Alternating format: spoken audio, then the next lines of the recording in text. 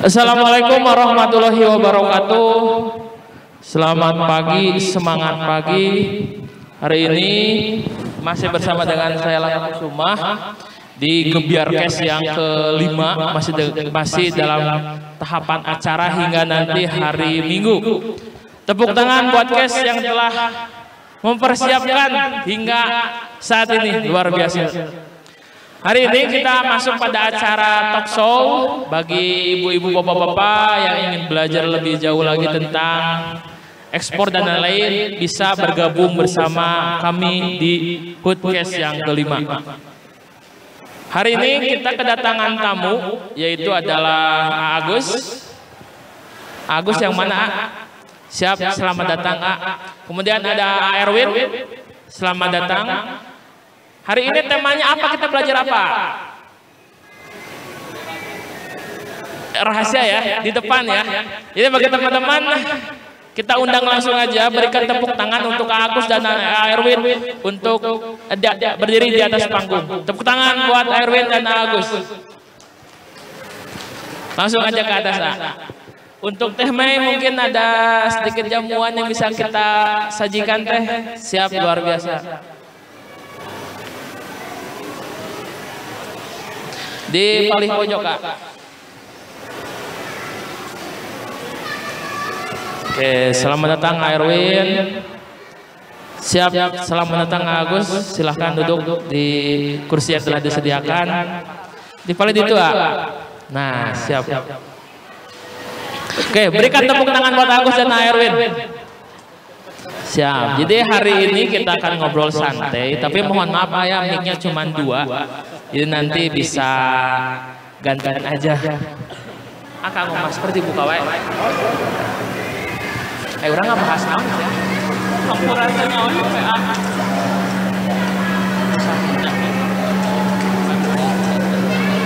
Oke, siap. Jadi hari ini kita akan belajar dan kita sharing, sebetulnya kita sharing ya tentang pemuda dan usaha. Karena kalau pemuda itu wajib usaha dan setiap pengusaha itu diwajibkan diawali dengan mudanya ya. Bukan pengusaha ketika sudah pensiun baru jadi pengusaha, tapi memang diawali dari awal. Namun mohon maaf ibu bapak semua, CV-nya belum bisa saya bacakan, jadi nanti kita sambil berjalan aja. Oke. Yang pertama untuk Agus. Oke, silahkan pegang mic-nya. Siap. Siap, luar biasa. Kita kenalan dulu. Nama saya Langga. Dalam kesempatan ini saya diberikan kesempatan untuk menjadi pewawancara, mungkin host ya. Terima kasih atas kehadirannya, bisa bergabung bersama dengan kita. Mohon maaf ada miskomunikasi dari pagi mungkin ya hingga sekarang harus kurilingan dulu. Mohon maaf sekali. Bisa diceritakan singkat Agus itu siapa itu?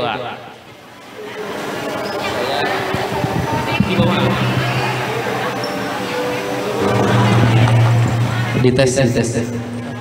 Terima kasih Alangga waktunya. Saya panggil AA saja ya. Biar kerasa muda gitu. Enggak. Tapi betul lebih enggak, jangan sampai. Jadi gitu loh teman-teman. Jadi kita kalau dipanggil AA oleh yang kurang lebih senior itu bukan dihargai loh itu. Serasa ikut tua. Tapi gak apa-apa, semangatnya semangat muda luar biasa. Oke. Saya nama lengkapnya Agus Susilo Saifullah. Agus, siapa Agus? Campuran antara Sumedang dan Solo, Sukoharjo. Waduh, luar biasa. Yang dari Sukoharjo itu mama atau ibu? Kakek dari bapak. Sukoharjo, nikah sama nenek dari buah 2 Sumedang. Dari buah 2 ya? Kebetulan kakek tugasnya di Yonif 301. Sekarang masih aktif? Udah pensiun. Udah meninggal. Udah meninggal, mohon maaf. Udah meninggal, sudah tidak ada gitu ya. Cek, segini cukup. Cekap. Oke. Saya lahir tahun 91, Alangga. Siap. Berarti lebih muda dari Alangga ya? Senior. Saya lahir tahun 91, lulus MAN 1 Sumedang. MAN 1 Sumedang yang di Cimalaka. Di Cimalaka, ya. S1 saya pendidikan keguruan di pendidikan matematika di STKIP Yasika Majalengka. Terus S2 saya di IAIN Nurjati, lulus tahun 2010. Alhamdulillah.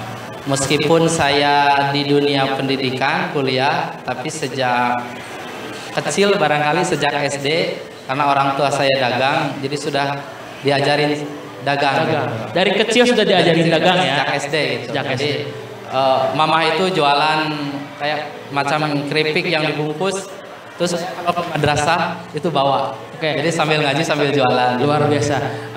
Pasti di sealernya pakai lilin. Ya. Oh iya, betul ya, sepakat ya kita semua ya. Diawali oleh itu ya. Ya, pakai lilin. Gak sama aja, jadi teman-teman semua juga ini semua berawal dari lilin loh. Dari campur lilin itu.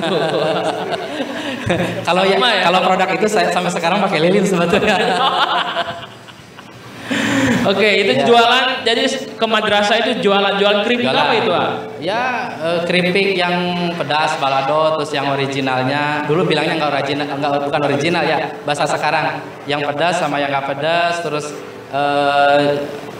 apa namanya Astor tuh, kue Astor yang orang tua saya belinya ke grosir itu bal-balan gitu kan, terus dibungkusin kecil-kecil dijualan 500-an. Waduh. Dulu masih ada yang 100 rupiah saya ingat. Waktu saya SD tahun 2002 itu masih 99 2000 masih ada yang 100 rupiahan kalau nggak salah gitu. Oh ya, ini bagi generasi milenial ya, ini belum pasti gak ada yang tahu ya. Saya mengalami surabi itu, mungkin kita juga ya, surabi itu harganya 250 rupiah, itu tuh udah pakai telur. Betul. Itu tahun 2000 berapa itu. Yang 100 rupiah ke warung itu masih berlaku, masih bisa kita dapatkan. Betul. Tapi 20 tahun kemudian berubah luar biasa. Ya karena diajarin itu sama orang tua.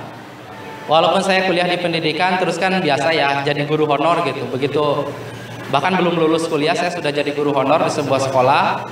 Ya yang namanya penghasilan guru honor itu kan dibayar pakai bos ya 300.000, terus itu juga dirapel 3 bulan sekali. Jadi saya perlu sampingan karena sebagai seorang laki-laki nanti ke depan saya akan jadi kepala rumah tangga. Kalau mengandalkan dari gaji dari bos saja tidak akan cukup. Jadi sejak jualan buku gitu, jualan majalah waktu kuliah S1, bahkan ikut kerja serabutan di kebun kebun tebu dari Jati 7. Maka sampai ketika saya sudah lulus S1, saya ambil S2 sambil ngajar juga. Tetap jualan itu nggak dilepaskan berarti itu ya. Terus kebetulan saya tidak pernah ikut tes CPNS, nggak tahu saya tidak berminat. Oke, luar biasa, tepuk tangan buat Agus. Gagah. Jadi selama berkarir tidak pernah menggunakan ijazah untuk tes CPNS. Ya. Luar biasa. Pengalaman begini, saya sebagai guru honor sering ngobrol sama tukang bakso tahu yang ada di depan sekolah. Ya. Itu ngobrolnya gimana ya? Ngobrol, Mang, sehari dapat berapa omset? 250.000 sehari. Saya 300.000 sebulan. Bedanya saya dipanggil Pak Guru, ini dipanggil Mamang. Dari panggilan saja bedanya. Tapi kayaknya lebih sejahtera tukang bakso tahu. Gitu. Jadi pada tahun itu jualan bakso tahu itu 250.000 sehari. Sehari di kota, di daerah kota Cirebon. Nah, sehari berarti sehari itu. Omset tapi kotor ya. Sedangkan gaji waktu itu yang honor itu 300.000 kurang lebih sebulan. Itu pun dibayar 3 bulan sekali. Itu pun bayar 3 cairan bos 3 bulan sekali. Gitu. Jadi selama 2 bulan itu ketar-ketir berarti ya? Iya. Ya kebetulan belum menikah ya. Jadi ya seadanya lah. Jadi seperti anak kos gitu ya, kalau minggu pertama bisa makan di nasi padang gitu. Minggu kedua ke warteg, minggu ketiga mie instan, minggu keempat energen sama proma. Luar biasa, tepuk tangan buat Agus. Jadi ini menyindir sekali saya ya. Nah, saya masih sendiri, jadi tahu rasanya bagaimana tiap bulan ada uang kemana akhir bulan kita energen atau nggak cari undangan. Itu kejahatan ya, itu kejahatan saya, bukan anak kos yang lain ya. Itu kejahatan saya. Terus sampingannya sambil mengajar, saya sampingan suka menulis di media. Alhamdulillah ada penghasilan sekian. Begitu saya selesai lulus S2, saya Saya tidak mengubah hidup, tapi memblokir saja dari yang mengajar pekerjaan utama, lalu kemudian dagang sebagai sampingan. Saya blokir dagang sebagai pekerjaan utama dan mengajar sebagai sampingan. Dibalik gitu. Dibalik, tapi tentu saja mengajarnya tetap mengedepankan etos kerja. Jadi begitu saya selesai lulus S2, saya resign dari sekolah. Alhamdulillah dapat sekian rupiah untuk pesangon. Saya jadikan modal untuk mendirikan CP Rumah Literasi Publishing, mendirikan percetakan dan penerbitan. Alhamdulillah omsetnya saya sudah seperti golongan 2C. Alhamdulillah, luar biasa, tepuk tangan buat Agus. Oke, tapi by the way ini dulu pernah ada yang dari Buah Dua yang untuk cetak buku, itu apa bukan? Buah Dua, ya. Saya kurang tahu ya. Taunya kalau cetak buku di Sumedang itu saya, Kang Ipul Panti Baca Ceria. Ya. Terus nggak tahu kalau yang lainnya ada Apih Dadan, Kepala SMP Tanjung Medar, itu satu komunitas dengan di literasi sama kita. Literasi, oke. Dulu itu teman-teman tahun 2019 kalau tidak salah, sebelum zaman kita pakai masker, kita mengadakan pelatihan sama Kang Agung Kersana di Spot Cafe. Oh ya, mohon maaf, Ganjar Kersana di Spot Cafe. Ayo ikutan. Jangkrik yang sekarang mungkin sedang istirahat dulu. Oh nggak bisa ikut. Itu ada juga yang publishing. Oh iya, itu saya. Ya Allah, Gusti. Itu saya. Luar biasa, tepuk tangan buat Agus. Berarti selama ini kita pernah ketemu loh, Itu startup sebelum dapat 100 juta pertama. Wah, luar biasa. Oh jadi ada bantuan juga dari luar, bisa kalau kita startup, bahkan memang dari awal. Enggak. Alhamdulillah saya tidak pernah dapat bantuan, saya tidak pernah pinjam ke bank, saya tidak pernah pinjam orang tua. Alhamdulillah. Luar biasa, tepuk tangan buat Agus. Jadi ini salah satu bukti ya bahwa usaha itu tidak hanya menunggu bantuan dari luar, bahkan mungkin kita harus menjaminkan agunan ke bank. Tapi dengan cukup usaha dan memaksimalkan kemampuan diri, Agus sudah bisa membuktikan. Tepuk tangan buat Agus. Luar biasa. Waktu tahun 2020 saya pernah bikin proposal sama teman-teman UMKM untuk diberi bantuan, tapi ternyata tidak dapat. Setelah itu saya ngomong sama teman-teman, mudah-mudahan kita jadi pengusaha sukses, nanti pemerintah yang kita bantu. Amin, luar biasa. Tepuk tangan buat Agus. Jadi teman-teman, ya. Jadi bukan kita ya, jadi kita yang beri minyak goreng. Nanti saya doakan kita beli ambulan, tulisannya mobil layanan cash untuk Pemda Sumedang. Amin, luar biasa. Kita doakan bersama-sama ya. Jadi memang itu doa kita bersama sebagai bentuk titik akhir dari perjuangan karir ya, ketika kita bisa memberikan banyak manfaat bagi orang banyak. Luar biasa Agus. Berarti sekarang stay di publishing dan semakin berkembang. Alhamdulillah sekarang sudah punya karena kita virtual ya. Saya sudah punya, selain sebetulnya kantor pusatnya saya ditempatkan di Kalideres. Jakarta Barat. Kalideres. Saya nyimpan orang di sana dan direkturnya orang Sumedang saya. Wah, luar biasa. Sekarang sudah punya cabang virtual, tidak ada kantornya tapi ada orang-orang yang bergerak untuk melakukan marketing dan itu cukup membantu pemasaran kita. Kita sudah ada di Madura, di Sampang Madura, di Kota Tangerang, dan kemudian satu lagi di Bengkulu, di IAIN Bengkulu. Jadi sudah punya berarti 4 ya kalau kantornya. Cabang 3 yang pusat 1 gitu. Kalau Sumedang produksi saja. Luar biasa. Jadi memang berarti kita itu self publishing berarti ya. Berarti dari mulai kita script bla bla bla hingga template hingga mungkin ISBN itu semua selesai semua. Jadi kalau Palangga mau bikin buku tentang perjalanan kehidupan Palangga, tinggal tulis dalam bentuk Word, kirim ke kita, nanti kita layout sedemikian rupa cantik mungkin. Kalau sudah di aset, nanti kita daftarkan di ISBN-nya ke Perpustakaan Nasional. Jika fix nanti kita langsung cetak dan kita juga bantu pasar. Oke, luar biasa. Sedikit banyak ingin tahu, salah satunya adalah minimal biaya untuk buat buku. Ya. Saya bisa memberikan bantuan ke teman-teman yang mau membuat buku 0 rupiah. 0 rupiah, tepuk tangan buat Agus. 0 rupiah. Caranya gampang. Sekarang kan zamannya PO. Oh iya. Ya. Oh Jadi, bisa dengan sistem bisa. layout? Kita udah layout, lalu kita bikin mockupnya, lalu kita pasarkan. Setelah dari PO itu terkumpul target, misalkan 1000 buku atau minimal 50 buku setelah PO kan, lalu kita cetak dan penulis boleh membayar ke kami setelah buku itu tercetak selesai. Luar biasa, tepuk tangan buat Agus ya. Jadi kita tahu bahwa buku itu paling dicetak itu minimal ribuan eksemplar. Kalau ke saya, kebetulan saya punya mesin yang selain mesin offset gitu ya. Paling enggak kalau mau bikin 5 pun saya layani. Luar biasa. Jadi teman-teman yang ingin punya buat buku nih, karena titik tertinggi seseorang itu ketika dia bisa membuat karya berupa buku. Kurang lebih karena itu bisa menjadi referensi bagi banyak orang. Bisa berupa skripsi, bisa berupa tesis, disertasi, atau enggak juga buku. Dari salah satu dari semua itu bisa menjadi referensi bagi orang lain dan itu diakui. Luar biasa. Jadi teman-teman, saya juga semakin semangat buat cetak buku. Jadi dengan cukup 5 buku pun itu tetap dilayani. Nanti teman-teman hubungi langsung Agus, nomor kontaknya di bawah. Silakan. Nanti bisa ya, kita masih ada waktu di sini udah ngobrol-ngobrol tentang buku.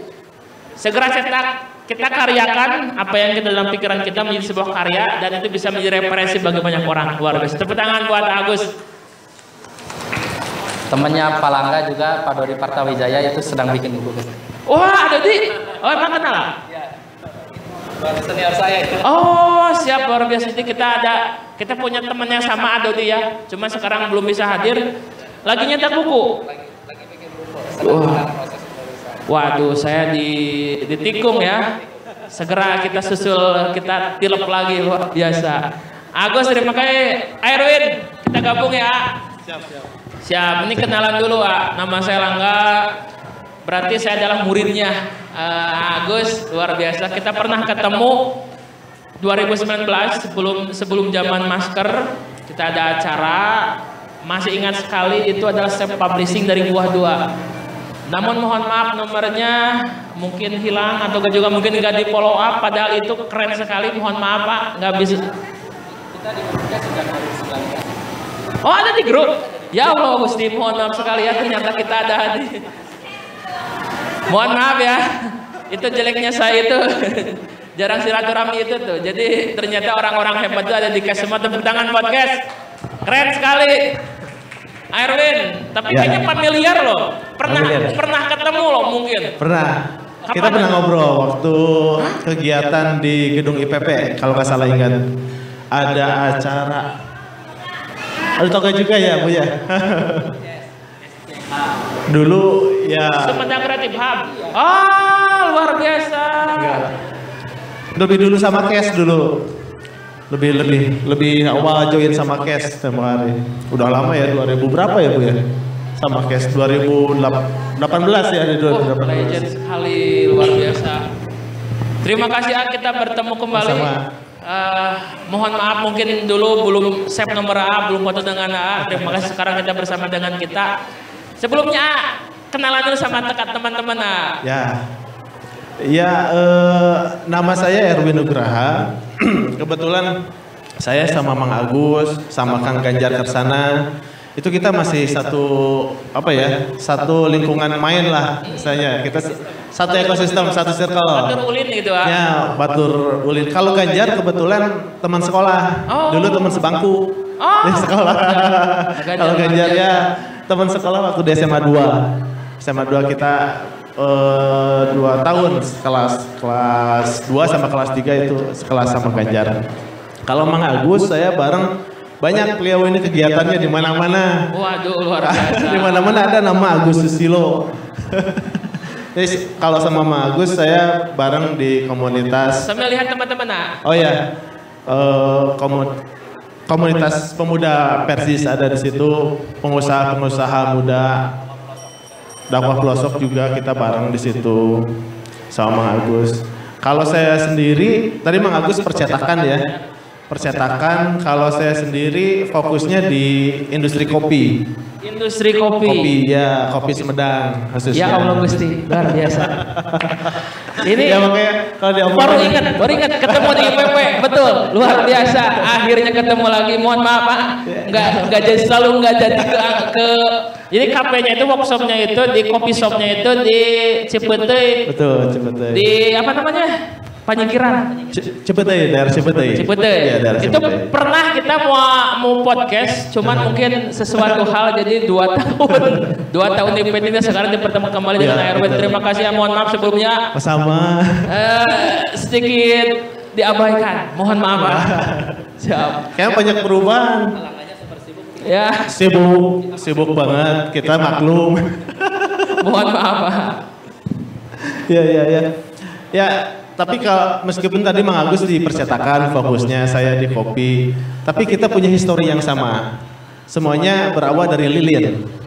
Lilin, oke. Sejarah dari lilin sealer. Dari lilin sealer. Lilin sealer. Sama, saya juga ngalamin kayak Mang Agus, kayak Alangga juga mungkin dulu ngalamin waktu kecil.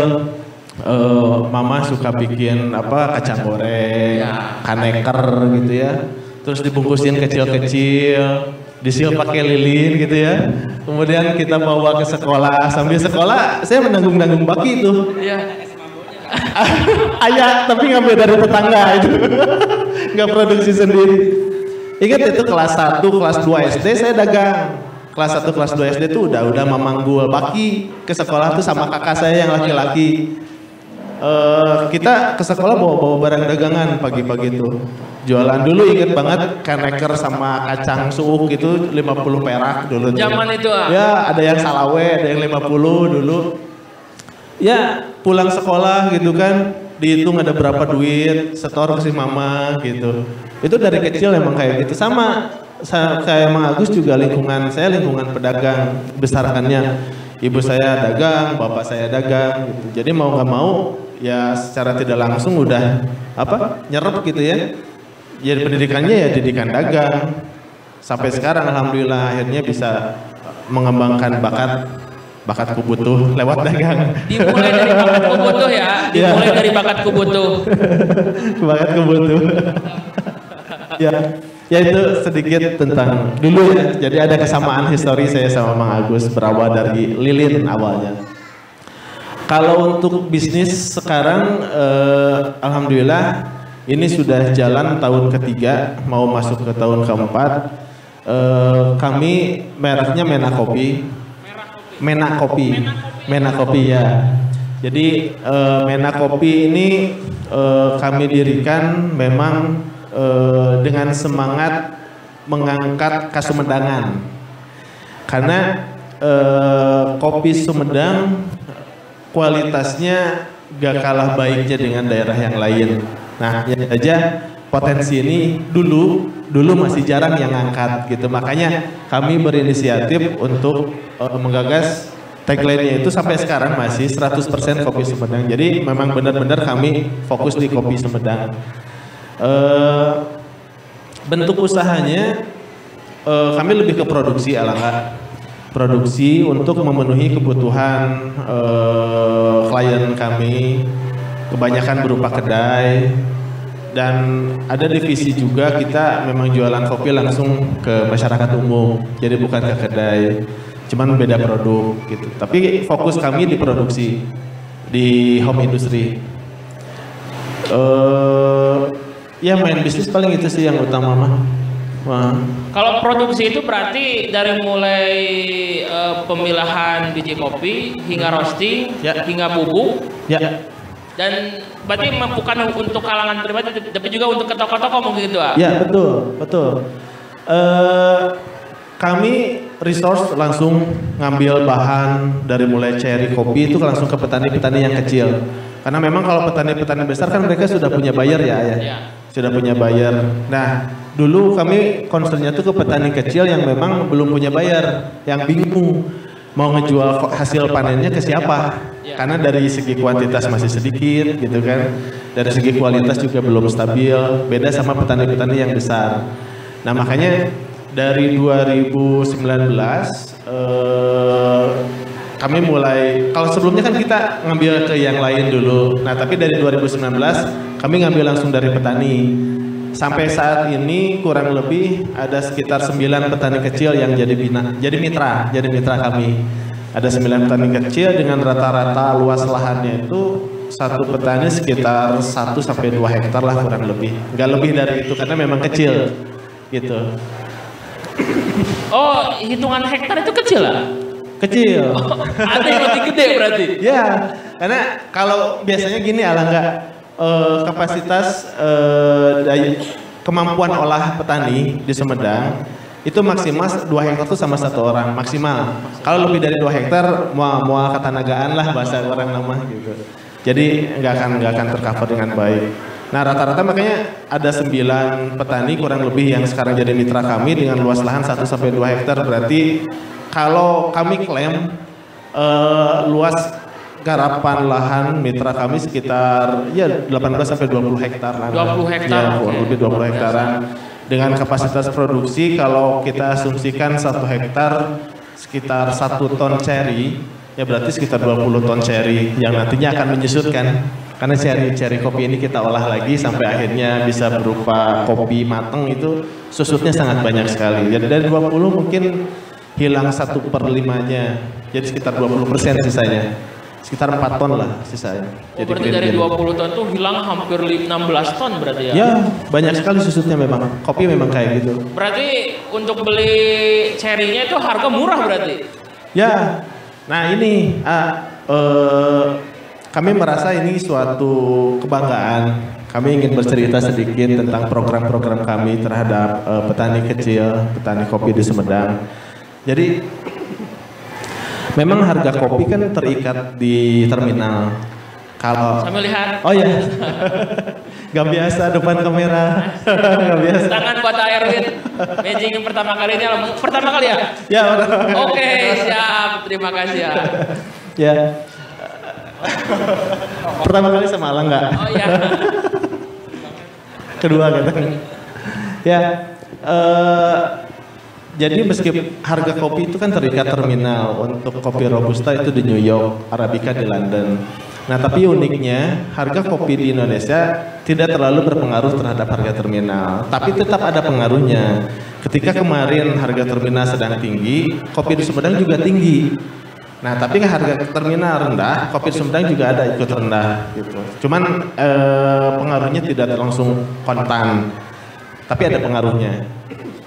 Nah kami bangga dari Mena Kopi bisa membeli harga ceri dari petani dengan harga yang stabil. Jadi mau marketnya tinggi, mau marketnya rendah sekali, kami patok di harga yang layak dan itu lebih tinggi dari harga pasaran. Ya karena memang misi kami itu untuk memberdayakan, misi kami itu ingin sama-sama bareng-bareng. Jadi selama ini kan stigma petani kurang gitu ya standar kelayakan hidupnya. Nah kami ingin coba mengikis itu. Jadi bertani kopi masih menguntungkan, masih bisa dianggap bisa mendapatkan penghidupan yang layak dari bertani kopi. Kami ingin apa ya mengangkatlah bareng-bareng gitu kehidupan petani supaya lebih baik lagi. Itu alhamdulillah dari 2019 sampai sekarang kami konsisten terus beli hasil panen dari petani kecil. Alhamdulillah. Ya, baru saya tepuk tangan buat Erwin dan Mena kopinya ya keren sekali. Ya. Terus ini ya kalau untuk kita kan kopi berarti kan peminatnya lumayan tinggi ya karena perlu teman-teman ketahui bahwa kopi itu termasuk barang komoditas yang bisa ditradingkan termasuk yang bisa ditradingkan karena udah main bukan di Indonesia lagi ini udah keluar negeri hampir semua setiap negara itu pasti ada kopi. Ya. Nah itu yang bikin kopi tetap tinggi harganya. Kalau untuk kopi yang digunakan kopi mana aja itu daerah mana aja? Yang paling banyak tahun kemarin kami pakainya dari daerah Wado, Cakrabuana, Gunung Cakrabuana. Di situ ada Ganjaresi, ada Cimungkal. Yang keduanya paling banyak itu dari Pangadegan. Pangadegan ada daerah Cadas Tung, kemudian di atasnya lagi ada Kiara Mayung, ada Muara. Yang paling banyak dua origin ini dari Wado sama Pangadegan. Nah ini yang kami buat menjadi produk reguler. Produk reguler kami kan ada Arabica Tubruk Premium sama Mena Kopi Golden Blend. Yang ya mungkin kalau Mang Agus mah udah pasti semangat lah mempromosikan produk kami. Beliau kalau ada acara di mana gitu ya di luar kota atau selalu bawa kopi-kopi kami. Wah sih luar biasa. Jadi jadi ada beberapa juga di Gerai Gumasep. Kami ada produk Golden Band yang memang sudah plus gula merah, gula aren wado. Nah jadi yang dari Cakra sama Pangadegan tadi kami bikin bahannya untuk 2 produk itu. Nah kalau yang lain yang tidak terlalu banyak yang cuma sedikit-sedikit itu kami ngambil dari Cisoka, ngambil dari Mangalayang Timur, daerah Cijambu, daerah Sukaratu. Kemudian ngambil juga dari Cibugel ya daerah situ, tapi nggak banyak. Tampomas juga. Ini ada di sini Mang Tatang salah satu mitra dulu kami sempat ini. Apa tadi ya? Ya kebanyakan dari situ paling dari Cakra, Pangadegan, Cisoka, kemudian dari Manglayang, dari Tampomas juga sama Cibugel. Oh dari Tampomas juga ada kopi? Banyak. Pada Sari ya. Ya sebelum kebakaran 2 tahun ke belakang kan itu kebakaran tuh. Itu banyak banget di situ. Saya waktu pertama kali bikin Menak Kopi, yang produk pertama dijual itu kopi Robusta Tampomas. Kopi Robusta Tampomas, betul. Daerah Padasari. Ya. Kok baru tahu ya? Saya selama ini kemana aja. Mungkin itu. Oh jadi di atas Padayungan itu adalah Desa Padasari. Iya, Padasari. Itu kopi berarti banyak. Itu kopi buhun semua berarti, kopi lama semua berarti. Enggak juga, ada yang memang baru-baru, cuma usia 3-4 tahun ada. Kalau kopi-kopi tua kebanyakan di Manglayang, daerah Manglayang, Rancakalong di situ kan. Rancakalong ya Ciherang deh. Kebanyakan kopi buhun di situ. Oke, luar biasa. Tepuk tangan buat Airwin dan Menak Kopinya, luar biasa. Kita kembali ke Agus nih ya. Ini ada tantangan perkembangan zaman mungkin dengan adanya YouTube, dengan adanya Instagram, dengan adanya media-media informasi yang lain. Anak-anak itu bahkan jangan anak-anak, saya pribadi itu udah mulai jarang untuk baca buku. Lebih nyaman dibacain buku, kan ada juga channel YouTube yang memang khusus untuk ngeresum suatu buku dibacain lagi. Itu lebih cepat mungkin ya. Itu bagaimana cara mensiasatinya? Soalnya kan usia langka pun udah nggak baca buku itu. Itu bagaimana dengan yang lebih muda mungkin? Kita menggunakan prinsip bagaimana kaki tetap mengakar, tetapi tangan ini bisa menjulang langit. Gitu. Luar biasa itu betul. Kaki tetap mengakar, tapi tangan ini bisa menjulang langit. Survei membuktikan sesuatu yang sifatnya legend itu pasti tahan lama. Oke. Banyak band-band baru nih, saya belok ke musik. Siap. Hitsnya itu 3 bulan, 4 bulan. Tapi sekarang orang tua kita masih dengerin Ebit, Rhoma Irama, kan? Iwan Fals, itu kan legend-legend, tidak pernah tergosip zaman. Artinya gini, sesuatu yang sifatnya konvensional itu bukan tertinggal menurut saya tuh, tetapi itu dasar pijakan. Itu tetap harus dipegang, jangan ditinggalkan. Tetapi kebutuhan yang seiring dengan zaman itu juga harus kita kejar. Contoh misalnya, yang kita angkat itu kan bukan bukunya. Buku itu hanya produk akhir cetakan, tapi yang kita angkat adalah literasinya. Literasinya gitu. Orang kemudian media literasinya sekarang bisa buku yang paling konvensional, bisa website, dan ada di Instagram itu namanya microblog. Itu kalau sering kita lihat Instagramnya Mardigu gitu ya, diantaranya itu kan tulisan-tulisan yang dibentuk ke dalam 6 slide. Itu sebetulnya seperti satu artikel yang ada di koran Sumedang Express misalnya gitu. Tapi anak muda pintunya ke sana. Nah, untuk menarik teman-teman muda untuk berliterasi, kami memang memancingnya lewat itu, melalui website, microblog, kemudian novel-novel yang ada di Wattpad, novel dan lain sebagainya. Tapi kita kemudian akan menarik mereka kepada buku cetak, karena buku cetak itu tetap akan bertahan sampai kapanpun juga. para ulama terdahulu gitu kan yang menulis buku itu sampai hari ini kitabnya masih bertahan. Orangnya sudah ribuan tahun yang lalu tidak ada. Tapi kalau kita hanya menyimpannya pada sesuatu yang sifatnya digital, nanti kalau perang dunia ketiga lalu satelit Amerika Serikat itu hancur, habis semua gitu. Makanya tetap dokumen itu kita menerima dokumen scan, tapi suatu saat dokumen aslinya akan diperiksa. Jadi dokumen asli itu, dokumen cetak itu tetap ada. Maka buku itu juga tetap kita harus pertahankan sambil kita tidak menutup mata terhadap perkembangan zaman, bahwa hari ini anak-anak muda lebih banyak tertarik kepada tulisan-tulisan yang bersifat internet gitu. Seperti itu. Dan kami Rumah Literasi Publisik juga memfasilitasi itu. Kami tidak hanya pure bisnis, ayo bikin cetak buku kita jualan dari margin cetak, tapi kita juga melakukan training dan pendampingan pelatihan. Contoh misalnya, ibu-ibu di sini ada yang memiliki pengalaman membangun usaha dari nol sampai bisa luar biasa gitu ya. Tapi saya punya cerita, tapi saya nggak bisa nulisnya gitu. Maka kita memfasilitasi ada namanya co-writer. Ada istilah lain tuh ghostwriter gitu, ghostwriter. Ini pemain juga, ini penulis, ini penulis juga gitu. Ada co-writer itu. Bagus, saya punya novel, tapi saya punya jalan cerita. Kayaknya bagus nih kalau dinovelkan. Saya punya anak-anak yang bisa membantu. Ibu-ibu tinggal cerita aja lewat voice note atau menulis sageleyeuna, nanti akan dikonversi menjadi tulisan yang standar novel oleh teman-teman kita, dan tetap penulisnya ibu. Anak kita yang membantu menuliskan novel itu ditulisnya sebagai editor. Oke, gitu. Ini keren loh. Ini informasi penting loh ini loh. Ada salah satu, beliau itu ketua lembaga wirausaha Nahdlatul Ulama apa gitu di Kabupaten Kuningan, anggota HIPMI gitu ya. Beliau itu punya pengalaman bisnis, tapi dia tidak bisa menuliskan. Maka dia menuliskan sageleyeuna we. Nanti ada editor dari kami yang mengubah menjadi buku. Dia menulis judulnya itu adalah Bersahabat dengan Kegagalan.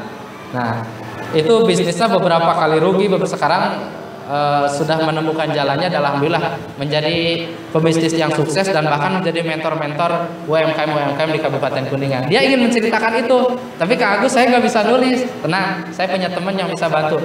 Dia cerita lewat voice note, dia menuliskan segini, nanti dibukukan. Lalu penulisnya tetap dia. Alangga juga bisa begitu. Tapi Alangga mah ini udah penulis kahot kayaknya. Wah, enggak, jauh dari Hongkong itu. Gitu. Oke, jadi ada arti co-writer itu maksudnya itu berarti ya. Tuh, jadi membantu menuliskan tanpa kita mengubah maksud dan tujuan penulis aslinya gitu. Hanya membantu mengkonversi, mencari diksi yang tepat dan menarik supaya enak dibaca gitu aja. Luar biasa. Teman-teman tepuk tangan buat Agus.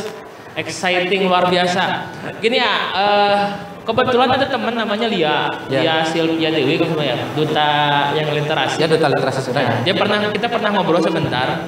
Jadi ternyata literasi itu bukan buku. Bukan. Jadi buku itu hanya ending. Jadi tetap yang menjadi cerita, yang punya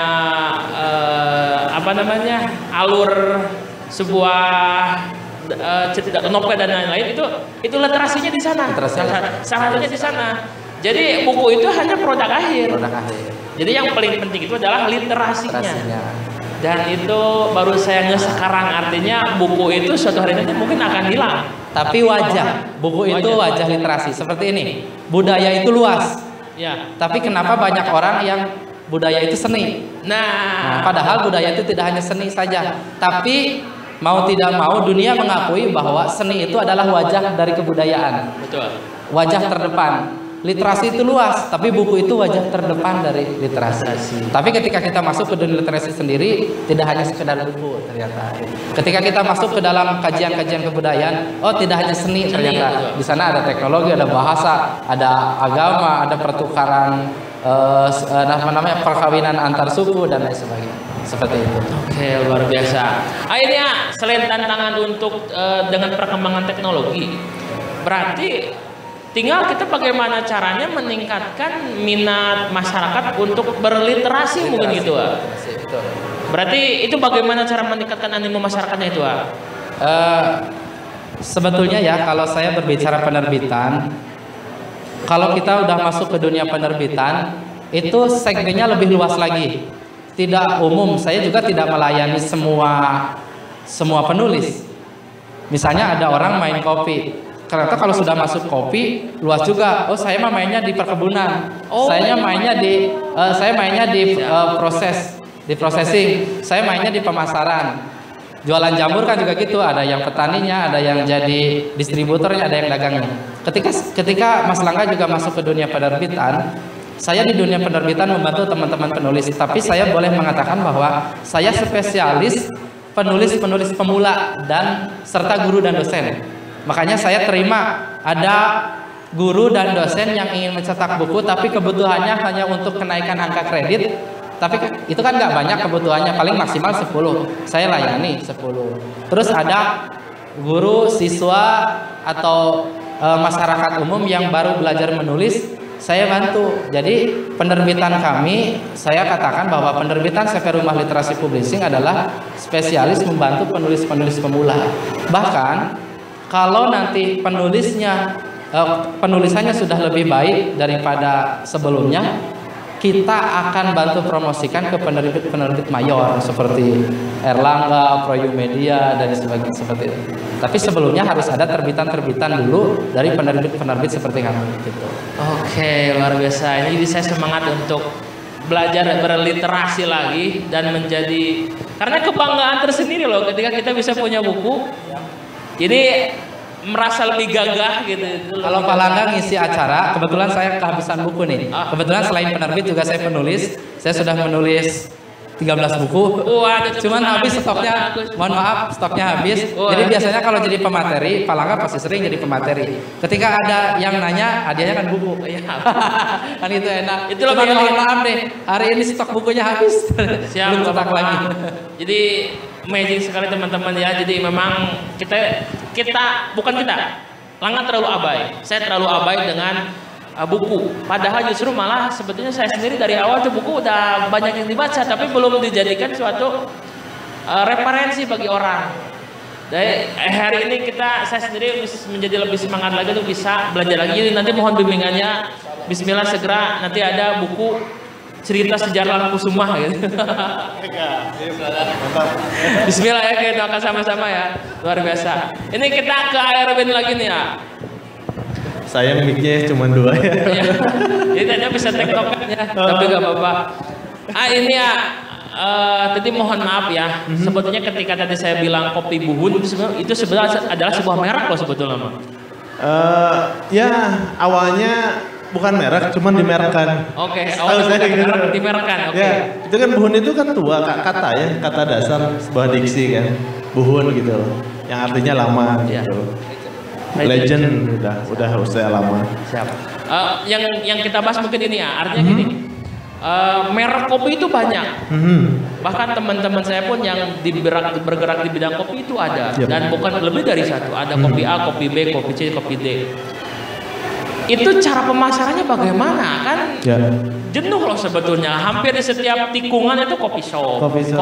Ada yang memang sederhana, ada yang udah pakai apa. Ada yang ini loh teman-teman, cara nyeduh kopi pun lebih dari 15. Ya banyak banget. Banyak. Ada yang diputer-puter, ada yang apa, ada yang ampasnya otomatis turun. Pokoknya itu banyak loh. Banyak banget. Itu mensiasati untuk bisa bertahan di tengah banyak kompetitor bagaimana itu, Ya yang jelas identitas kita harus jelas. Kita fokusnya di mana? Kalau tadi Mang Agus fokus untuk para penulis pemula, dosen dan ASN gitu kan. Kalau kami fokusnya di Kopi Sumedang. Jadi meskipun dulu 2019 saya ingat benar punya satu outlet kecil di departemen store yang itu. Kami tagline-nya 100% Kopi Sumedang. Yang mana pada saat itu teman-teman di Sumedang gak ada yang berani menunjukkan identitas kesumedanganana gitu. Bahkan kami berani 100% Kopi Sumedang. Dan itu menjadi pembeda kami. Kami ingin konsisten benar-benar di Kopi Sumedang dan itu jadi nilai jadi value added, jadi nilai tambah. jadi nilai tambah. Nah mungkin gimana caranya supaya bisa bertahan dengan yang lain? Yang pertama identitas kita harus jelas dulu, pembeda kita dengan yang lain apa. Kalau Mena Kopi pembedanya ya kami fokus di kopi Sumedang gitu. Yang kedua,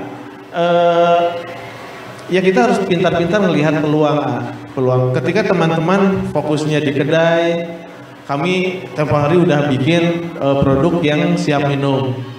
Belum ada satupun di Sumedang 2019 itu yang bikin kopi siap minum, karena itu belum zaman kita pakai masker ya.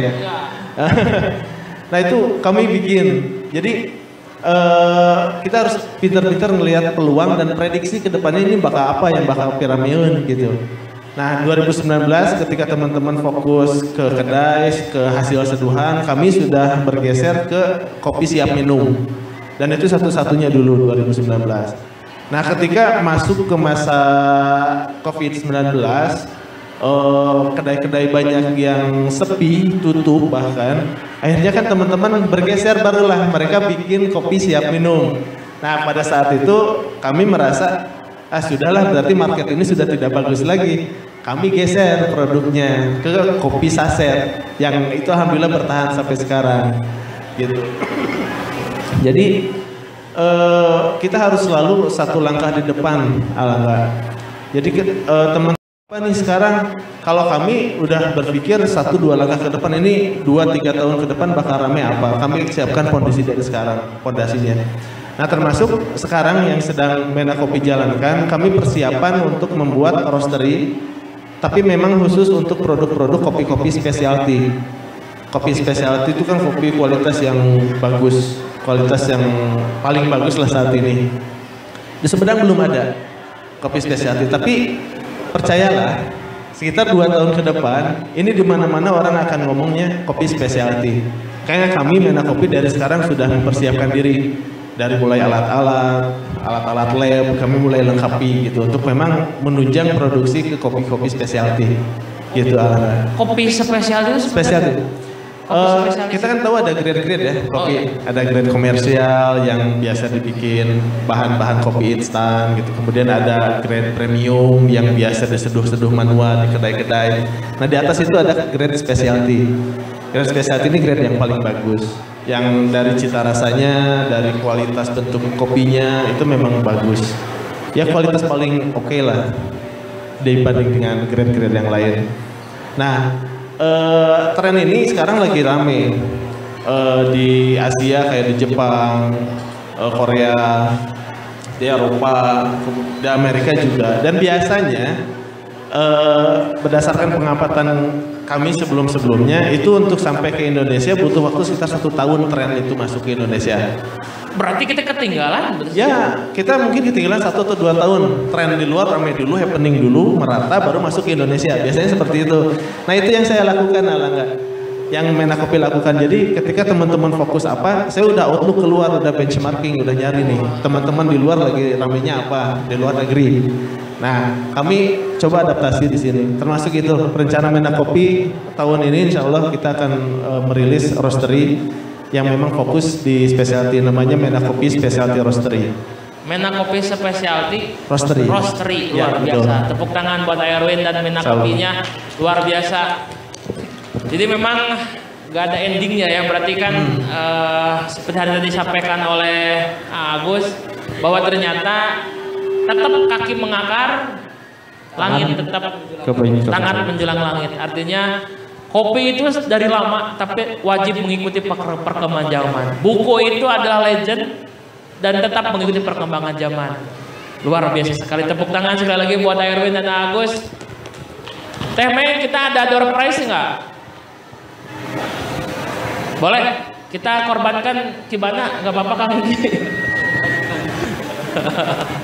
Kita sampai menunggu door prize ya. Nanti kita tanya-tanya, kita random aja.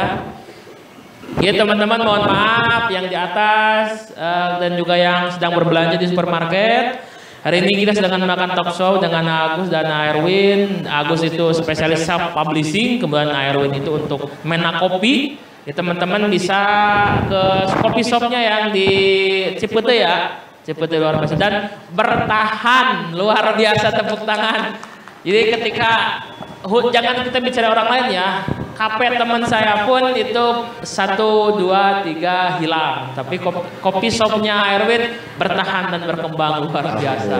Berarti betul-betul mengimbangi perkembangan zaman berarti ya. Betul Alangga. Kalau kita statis diam di zona nyaman, hanya menjalankan rutinitas seperti apa adanya, habis. Kita nggak harus selalu berinovasi. Kita harus selalu bergerak, melihat tren, peluang kedepannya seperti apa. Dan yang di Cipete itu kami bentuknya toko kopi ya. Jadi kami tidak menjual seduhan. Nah, tapi kalau misalkan teman-teman, Bapak Ibu sekalian mau mampir ke sana, ingin icip-icip dulu nih kopi yang mau dibeli apa, kita sediakan. Kita beri seduhan gratis. Luar biasa. Untuk icip-icip mau kopi yang mana gitu yang mau dicoba. Siap. Jadi Ya. kalau kopinya itu, kalau Cipete itu kan kalau dari kota itu kan ada penyingkiran ya. Ya, betul. Masuk sebelah mana masjid? Setelah ini ya kantor perhutani. Oh, Perhutani? Ya, kantor perhutani kalau dari arah penyingkiran sebelah kiri kan ya. Nah, maju lagi sedikit ada jalan tuh, jalan baru, Cipete Baru. Cipete Baru. Oh. Nah, masuk ke situ sedikit, gak jauh lah dari situ. Siap. Jadi di Cipete Baru, jalan Cipete Baru, betul. Ya, teman-teman ya, itu ada kopi shop dari Mena Kopi. Teman-teman bisa pilih-pilih kopi plus juga seduh kopi gratis untuk mencicipi ya. Ya, mangga. Siap, jadi silahkan datang langsung ke kopi shopnya Mena Kopi. Siap teh untuk door prize teh? Oke, Erwin, Agus sebentar ya, kita bawakan dulu door prize. Dikarenakan nggak bawa oleh-oleh ke sini ya, jadi kita gunakan yang ini. Oke teman-teman, ini ada dari kemarin sebetulnya dari Maheswari Teh Poni. Saya umumkan bagi siapapun yang pada hari udah nggak berlaku. Waduh, telat sekali. Ini buat apa teh? Oke, ini kita kasihkan aja ya sama Erwin sama Agus. Ini kita ada door prize dari Teh Poni. Ini Maheswari. Ini teman-teman dari Agus atau Erwin bisa serahkan ke siapa? Mungkin pertanyaan, mungkin seperti apa dari Agus atau Erwin? Apa ya? Boleh ya? Oh, ada yang mau bertanya? Boleh, siap. Kita turun aja ya. Ini ada Wak saya Wati. Wak, ada yang mau ditanyakan apa, Wak? Salam buat Pak Agus. Mau nanya, saya kan orang kerap ya. Ada sebuah permintaan untuk untuk sebuah buku percetakan, jadi hasil karya kita diaplikasikan ke sebuah buku. Itu persyaratannya apa saja? Sedangkan kita hanya UMKM yang kenal lama sama Pak Erwin lah. Gimana mengaplikasikan hasil karya kita di sebuah buku? Terima kasih. Oke, itu jadi bagaimana membuat buku, mungkinnya persyaratannya itu seperti itu, Wak. Oke, bagaimana itu, Wak? Syaratnya cuma satu, naskahnya sudah ada. Naskahnya. Kalau naskahnya itu sudah ternarasikan seperti layaknya sebuah buku, tinggal kita bantu layout. Nanti dicetak. Tapi kalau misalkan naskahnya belum ternarasi seperti buku, kita bantu supaya narasinya standar buku gitu, standar buku. Ini tapi untuk diaplikasikan sebagai naskah belum ada. Tapi Gimana? permintaan udah banyak gitu. Permintaan seperti apa maksudnya, Wak? Supaya kan selain kita memproduksi produk, Ya. sering memberikan pelatihan juga. Betul. Jadi ya. kan mereka kadang-kadang meminta bukunya itu yang sudah dari step one by one gitu. Ya, Dari betul. tahap-tahapnya bisa seperti itu. Tutorial maksudnya gitu. Oh, tutorial. Jadi mohon informasinya untuk bagaimana membuat buku tutorial yang bagus untuk apa namanya, kriya handicraft itu akrilik. Betul. Ya, itu yang seperti tadi sampaikan, naskahnya dibuat saja. Sesederhana apapun tidak apa-apa. Kami itu tidak hanya menerima mentah sekaligus saja, tapi juga pendampingan juga dalam pembuatannya. Nanti kalau misalkan ibu mau membuat teknik memasak ini misalnya, atau tutorial membuat handicraft ini, tuliskan saja sekemampunya. Nanti kami akan berdiskusi dengan calon penulis gitu ya, dengan calon penulis. Ini yang ingin disampaikannya apa? Nanti kami minta, oh ibu berarti harus dipoto begini, harus memperlihatkan proses video seperti ini nanti tim kami yang akan mempercantik isi buku itu yang konten utamanya adalah dari ibu sebagai pelakunya gitu. Jadi insya Allah kalau mau menerbitkan ke Rumah Literasi Publishing, kami juga bantu proses penulisannya juga gitu. Tidak hanya menerbitkan saja gitu, seperti itu. Oke, siap. Terima kasih. Jadi bukan hanya membantu menerbitkan, berarti proses dari mulai penulisannya pun dipersiapkan dan dibantu juga. Oke, luar biasa. Ini gimana teh? Boleh? Oke, siap. Ini ada hadiah, Wak. Tapi nanti teh, ada lagi nggak door prize-nya? Alangga, ini saya ada 2 pak kopi nih. Wah, kopi nih. Luar biasa. Akhirnya dikeluarkan juga ya. Baru inget tadi pas ngeliat. Siap. Mangga pilih, ada yang mau bertanya, mau ke Mang Agus, mau ke saya, mangga. Ada 2 bungkus kopi untuk dibagikan. Mangga sok Alangga. Ini teman-teman ada 2 pack kopi yang akan diberikan langsung oleh Airwin dari Mena Kopi bagi yang ingin bertanya seputar dari mulai pengembangan usaha, kopi shop juga maupun juga tentang buku. Kayak dari yang hadir di sini saya memberikan kesempatan untuk bisa bertanya. Boleh dari luar nggak? Oke, kita cari teman kita yang dari luar. Kalau pertanyaannya di luar dari kopi shop itu boleh juga? Boleh, siap, gak apa-apa. Oke, sebentar ya. Oke, mau, oke, boleh, siap. Ada yang bertanya ternyata. Dari EKS Group ya, oh ya. Iya. Sebentar. Jadi kita ada sponsor dari EKS Group, dari pengembang properti perumahan di Sumedang yang paling luar biasa. Mau bertanya katanya, gimana itu pertanyaan? Ya ini Pak, saya mau nanya, untuk dari coffee shop itu dari pas merintis itu langsung dari segi karyawannya langsung nyari yang udah punya pengalaman atau harus menyekolahkan dulu atau mengajarkan dulu gitu Pak? Terima kasih. Oke, siap. Jadi memang ini kayaknya udah niat punya kopi shop ini ya. Ya. Mohon maaf sama siapa? Namanya siapa? Isep. Isep ya. Isep. Oke, Isep. Itu tergantung preferensi masing-masing, Isep. Tergantung kesiapan modal juga dan konsep yang akan diusung seperti apa. Kalau memang coffee shopnya menyasar segmen market yang tahu kopi, bukan pengopi pemula, sebaiknya pakai tim yang memang sudah well trained, yang sudah terlatih. Tapi kalau memang segmen marketnya para pengopi pemula, itu cukup asalkan orang yang semangat belajar saja dulu. Nah nanti bareng-bareng, biasanya gitu. Kalau saya sendiri ada beberapa merek kopi yang sudah didampingi dulu pendiriannya hingga saat ini alhamdulillah terus berkembang. Biasanya disesuaikan gitu. Kalau saya sendiri lebih senang teman nyari tim yang memang nggak apa-apa deh, belum tahu apa-apa tentang kopi, yang penting semangat belajarnya aja dulu gitu.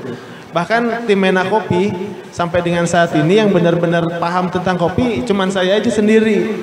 Teman-teman yang lain bagian pemasaran, bagian produksi, roaster, bahkan roaster itu kami bentuk dari awal, dari benar-benar zero knowledge, benar-benar nggak tahu apa-apa. Kita selalu ada sharing, ya, dan benar-benar dari nol, belajar dari nol, dan itu justru kayak yang saya rasakan justru lebih bagus untuk bisnis, karena sense of belonging muncul di situ, merasa tim kami ini merasa benar-benar diajarkan sesuatu yang berharga dan bisa mengaplikasikan ilmunya dan bisa mendapatkan penghidupan dari situ. Jadi sense of belongingnya lebih bagus dan lebih, ya yang saya rasakan ke bisnisnya lebih bagus juga. Gitu sih ya. Jadi untuk Bapak sendiri ngambil yang pemula ya Pak ya? Kalau saya sendiri, saya lebih suka yang zero experience, no problem. Jadi udah siap nanggung resikonya ya? Ya, bahkan saya sangat senang ketika ada teman-teman yang pengen belajar kopi nih. Ya terserah apakah itu termasuk tim kami di Menakopi atau tidak. Terus misalkan dari ilmu yang diperoleh, alhamdulillah bisa mengembangkan bisnisnya sendiri. Kami sangat senang justru. Itu tandanya ilmu kami bisa bermanfaat. Bisa benar-benar apa istilahnya memberikan manfaat bagi orang yang mengamalkannya gitu. Dan di Menakopi karena sistemnya kami mitra dengan tim, dengan roster, dengan tim produksi, dengan tim pemasaran, kami mitra. Jadi ini benar-benar bisnis bareng-bareng, maju berkembang bisnisnya tergantung kinerja teman-teman juga. Ini bukan bisnis saya pribadi. Makanya di situ saya masukannya bukan pemilik ya, bukan owner, tapi saya pendiri supaya karena ini bisnis bareng-bareng punya teman-teman juga gitu. Nah, saya selalu mendorong ke tim untuk terus belajar dan suatu saat Anda harus punya bisnis sendiri. Jangan di Menakopi. Saya selalu mendorong target misalkan 3 atau 4 tahun ke depan lu harus sudah punya kebun sendiri. 3 atau 4 tahun ke depan lu harus sudah punya roastery sendiri. Saya selalu menekankan seperti itu. Justru jangan di sinilah, keluarlah, terus berkembang. Gitu Ya, baik Pak, cukup. Oke, sip. Thank you. Oke, siap. Terima kasih. Siap, nanti kita sambil foto bersama. Oke, ada satu lagi ya? Satu lagi ya? Oke, satu lagi. Pak, mohon maaf, bisa ganggu sebentar Pak. Suka kopi Pak? Suka kopi? Suka? Oke. Bapak mohon maaf, dengan Bapak siapa Pak? Bapak Yayat. Pak Yayat, Bapak asalnya dari mana Pak? Situraja. Situraja. Ini Pak ada kopi gratis Pak, tapi ada bisa menjawab pertanyaan. Oke, siapa? Siap ya? Oke.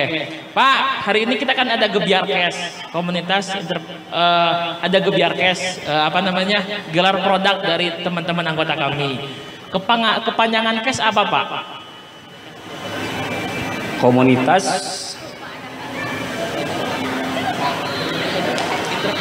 Entrepreneur Sumedang. Oke, luar biasa. Selamat Pak ya. Dapat kopi. Bisa dulu Pak, kita dikasih kopi. Anaknya boleh, cucunya ya Pak? Cucu ya? Oke. Oke, teman-teman, terima kasih. Kita ke depan dulu Pak ya, sebentar. Bapak duduk dulu aja dulu Pak.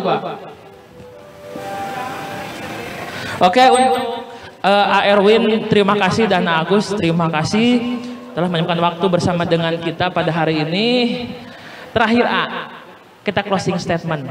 Apa yang ingin Erwin sampaikan kepada halayak masyarakat umum yang mungkin penikmat kopi tapi mereka belum tahu cara menikmati kopi? Oh ya. Kalau saya sih gini, kopi ini kan diminum. Berikanlah kesempatan kepada kopi Sumedang khususnya. Cobalah kopi Sumedang. Anda tidak akan tahu rasanya seperti apa kalau tidak mencoba. Itu aja sih.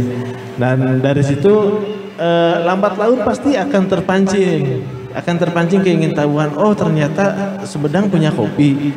Oh ternyata kopinya enak juga. Oh ternyata kemarin mah Hasem itu Arabica. Kalau yang ini mah lebih tebal rasanya ternyata Robusta. Itu akan muncul.